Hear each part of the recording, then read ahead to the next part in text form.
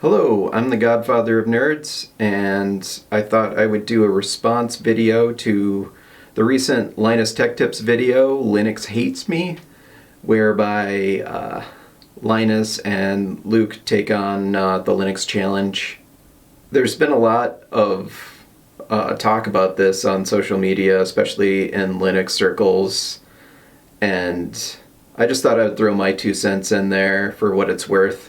My opinions are pretty unpopular, and I expect to get downvoted for this, but regardless of that, I feel like there are some things that need to be said when you're coming from, a proprietary operating system like Windows or Mac OS. You are used to thinking of it as, you're used to thinking of your operating system as a product. You think of your computer as a product that's being supplied by a company, and that there's this customer-company relationship that exists.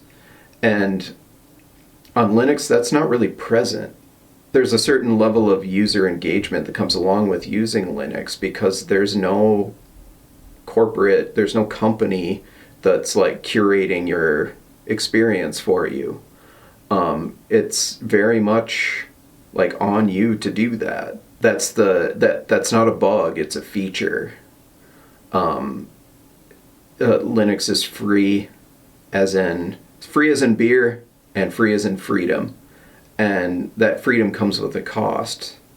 That cost is some sweat equity on the part of the user, that you gotta put in some time to learn how things work and to kind of find your way, and that comes with finding your distro. There's kind of this progression that users have where they start with Linux, they fuck a bunch of shit up. You start out, you use Ubuntu or you use Linux Mint or something like that, and there are bugs or things, or you mess something up or you deinstall something, or like you uninstall your desktop like Linus did, which is funny because I did that exact same thing. I wasn't installing Steam, it was just something else. I just kind of went, package crazy and was just installing a bunch of random shit. Yeah, I did the same thing. I uninstalled my desktop environment, and that just goes to show that you are in control. The system doesn't make any assumptions of your competence level. It just does what you tell it to do. And I mean, like, in defense of Linux, Linus did get several warnings about what was happening. He just wasn't sure. He just didn't know what those packages meant or what was going on. But generally speaking, like if you go to install something through the command line and you get a wall of text about packages that are going to be removed, that's a bad sign.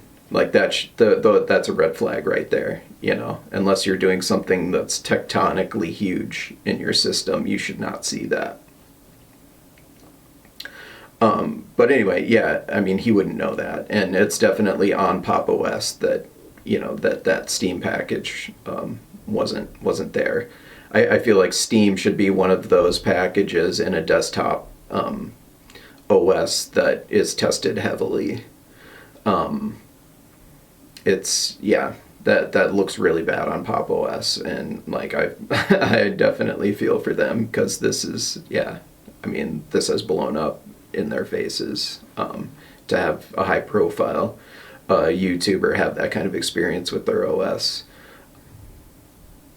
This is going to sound really bad, but it is how I feel, and I think that it needs to be underlined.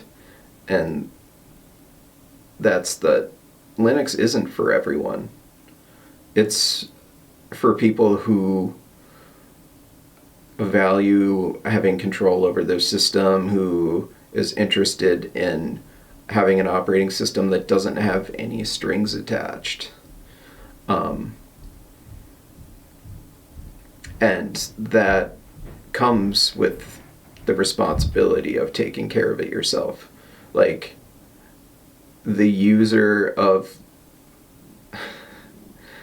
like, notice that Valve is pushing Linux. Valve is a user of Linux, right? It serves a purpose for them, that they have a way to publish games and to, like, do their business without having strings attached. If they were completely reliant upon the Windows ecosystem, Microsoft will freaking eat their lunch, and Microsoft is gunning to do just that. If they could freaking take computer gaming away from Valve and put it on the Microsoft Store, they would definitely do that. And Valve is looking for a way out of that situation, to find a way that to do what they do and not be under the beck and call of a company like Microsoft. So that's why they're using Linux. And the thing is with Linux is that it's an ecosystem of people who are using the tools for their own purposes. It's not there for you specifically. Whereas, with proprietary operating systems, you're a customer, you're the focus. The companies are tailoring that experience for those people. In Linux, it's a wilderness. Everyone that's there is there for their own purpose. They're using the software to meet their own needs, and a lot of those needs intersect with the needs of others, and that's what makes it work as a community. And that's why the adoption has been so big, is that there's crossover and people can get their common needs met with it. That said, there's no overseer, like there's nobody that's there to make sure that you don't nuke your desktop environment. Like, that's you, and that comes with experience. Like I said, I did that exact same thing, and sometimes you learn by doing those things, and yeah, you might learn those lessons painfully, but they're lessons nonetheless. Yeah, I don't know, I guess there's also a lot of hand-wringing among Linux users about, getting more of the desktop, getting more of that market share, and bringing in new users. And I don't disagree with that, but I also don't feel like that should be the ultimate aim, right? It's like, what does Linux have to gain by basically duplicating Windows, by locking down parts of the operating system and preventing users from doing things and making decisions on your behalf. And I don't think Linux has much to gain from doing that. I think that it would lose what it has. The thing that it is would be lost. Anyone that comes to Linux with like an open mind and somebody who's curious and courageous and patient are the people that we want. Like scientists and creators and and just, curious, interested doers are the people that we want. Like entitled people who don't have an interest in their computing experience, who really just want it done for them, who just want everything to just work and to never think about their computing life. I mean, we don't need them. They already have plenty of options. We need the doers. Those are the people that we want, and the people that we should be trying to get. And when people reach out for help and reach out for, assistance and knowledge, we should absolutely treat them with kindness and help onboard them. Because those are the people that matter. Those are the people who have made Linux what it is. It was made and is in the process of being improved by people who have a nerdy itch to scratch. The kernel itself, Linus made the Linus Torvalds, not the other Linus. Made the kernel out of curiosity, as a computer scientist. Was interested in kernel development and making a Unix compatible kernel, and it turned out a lot of other people had a use for that. A lot of other doers, computer scientist types and hackers had a use for that. Same with GNU, all the GNU utils. Other people had a use for it. Those people made it for themselves to scratch their own nerdy itches, and it turns out a lot of other people had similar itches, and that's how it spread. That's how we. It sounds like a disease. We all have the itch. The itch has spread, and that speaks to the core of what Linux as a community is, and what it is as a technological and social phenomenon. Is that it's not, its development is partially motivated by profit, but that's kind of incidental. It's not a core of what Linux is.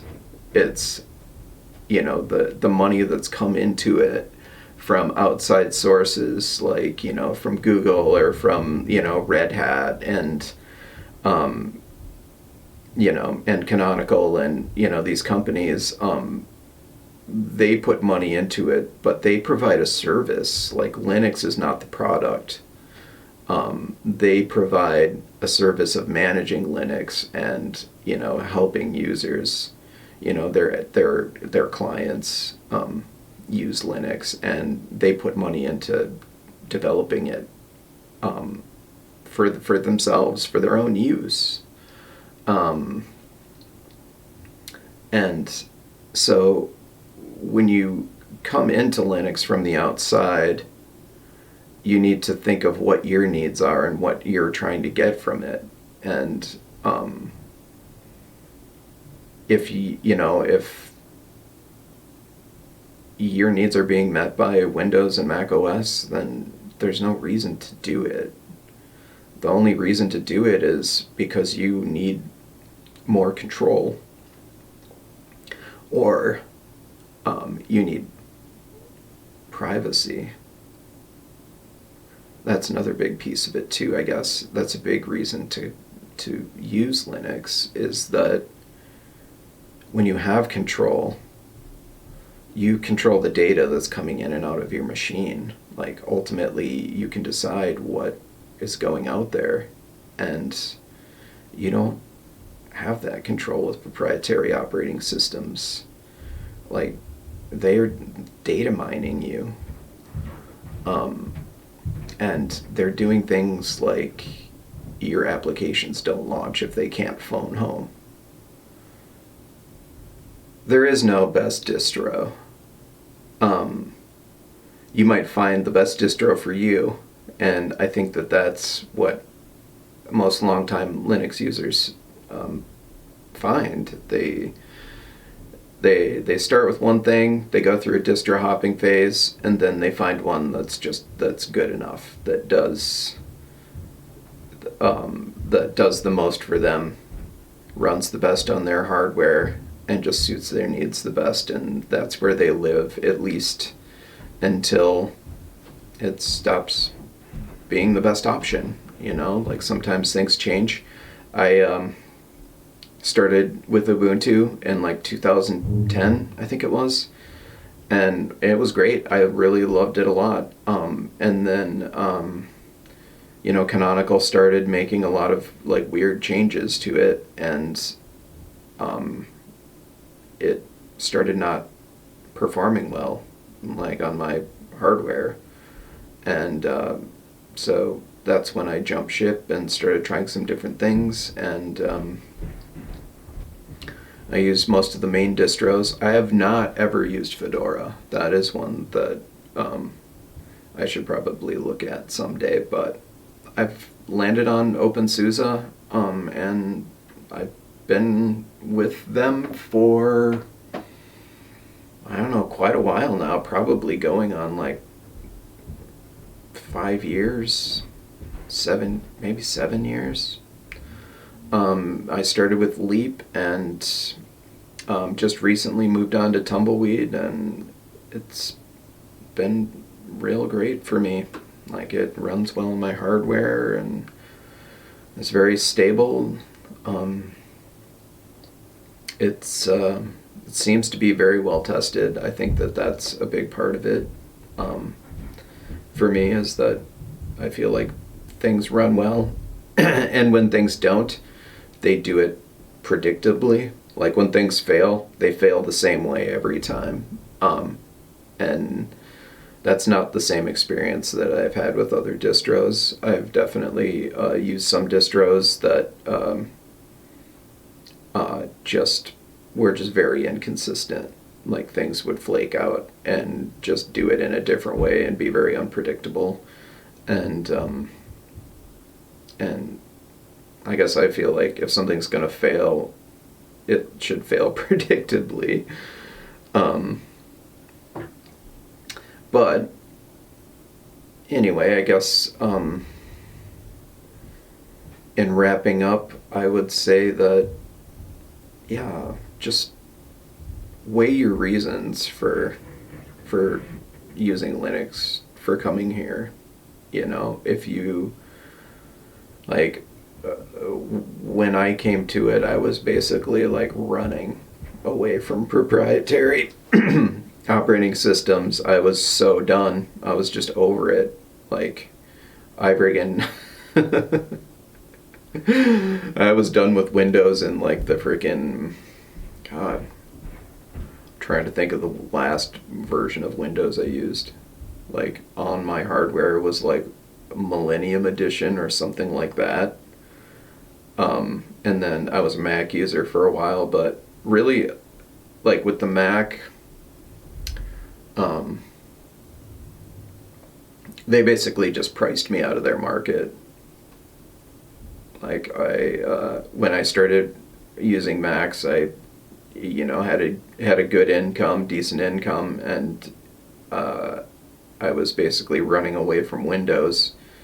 And yeah, I guess I had some good years with the Mac, but I'm glad I don't use it anymore. Even if I had the money for Macs, they're too locked down. It's once you get a taste of freedom, it's hard to go back. I don't know, I guess if you're a gamer if you're purely a gamer, it's kind of silly to run Linux. It's like, you know, like everything's made for Windows. You know, if you're primarily a gamer, there's really no reason to use Linux. If you're looking to get a foothold on your get a foothold on your computer using world, and you want to control your hardware, and you want, you know, to control the information that's you're putting out in the world, then by all means use Linux. You know, run the gauntlet of the Linux using experience. You know, learn what you need to know, and yeah, take responsibility for it. Realize that you're not a customer anymore, you're a citizen, and citizenship, you know, has different and more complicated demands than being a customer does. Customers just need to have money. A citizen needs to have a plethora of knowledge and skills to navigate their citizenship. Yeah, I don't know. I guess that's it for now. I'm hoping to make more Linux-related content. Hopefully some stuff that's a little less rambling and a little more scripted. And I definitely would like to make some videos for onboarding noobs, new people, new users. So I guess look for that in the future. Thanks a lot for listening, and don't forget to downvote.